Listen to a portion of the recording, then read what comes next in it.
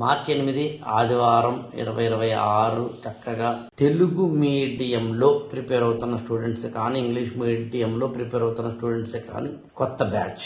ఈ బ్యాచ్ మామూలుగా Telugu medium English medium అనే పదాలు నిజానికి మనం ఇవాళ చాట్ జీపీటీ లాంటివి కూడా వచ్చిన తర్వాత తెలుగు మీడియం పిల్లలేమి కంగారు పడాల్సిన అవసరం లేదు.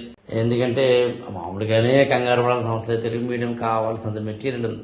ఎన్సీఆర్టీ పుస్తకాలు కూడా తెలుగులోకి అనువదించబడినంత మెటీరియల్ ఉంది. తెలుగు మీడియంలో ఈవెన్ లక్ష్మీకాంత్ బుక్ ఉంది, తెలుగులో ఉంది. పోస్ట్ ఇండిపెండెన్స్ బుక్ ఉంది, తెలుగులో ఉంది. ఆర్ఎస్ అగర్వాల్ బుక్ కూడా తెలుగులో ఉంది.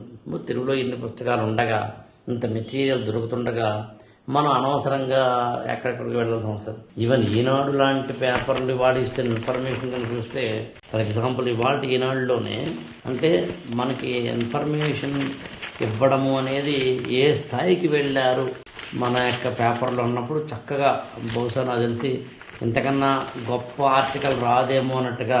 ఇక్కడ చూడండి, పిచ్చుకతో అగ్రనేత అంతం ఖొమైనీపై దాడికి బ్లూ స్పారో ప్రయోగం అనేది నిజానికి ఇలాంటి ఎంత ఇన్ఫర్మేషన్ని ఈనాడు లాంటి, సాక్షి లాంటి, ఆంధ్రజ్యోతి లాంటి, నమస్తే తెలంగాణ లాంటి ఇతర పత్రికలు ఇస్తున్నప్పుడు కూడా మనము తెలుగు మీడియం అంటే భయపడిపోవడాలు అక్కర్లేదు. ఏ పదమైనా ఇంగ్లీష్లో ఉంటే తెలియకపోతే వాళ్ళు చాట్ జీపీటీ అడిగితే తెలుగులో చెప్తోంది.